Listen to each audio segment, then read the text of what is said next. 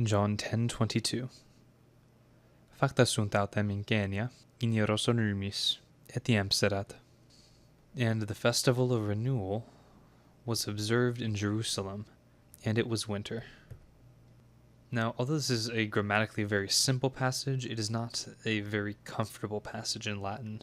We have facta sunt autem ingenia, and this is plural, we can tell from sunt, and it is neuter plural. We can tell from the a ending.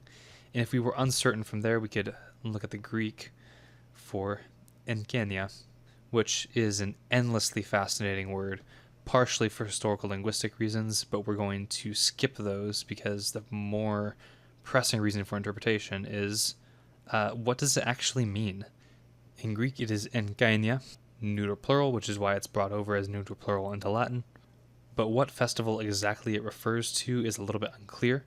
Some speculate that it was referring to Hanukkah. Some offer that it was referring to the rededication of the temple after it was rebuilt in Ezra. As it happens, both Ezra and 2nd Maccabees tell us the dates on the Jewish calendar that these festivals would have been based upon.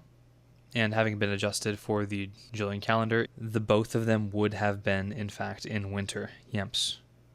So realistically, it could have been either. We could find another point in John that has a definite date and use that to reference back to this and possibly figure out with specificity which one it is. I, for the time being at least, am not going to do that. For our purposes, it suffices to say Engenia or Engenia was a Jewish festival observed in the winter, referring almost certainly either to Hanukkah or the rededication of the temple in Ezra.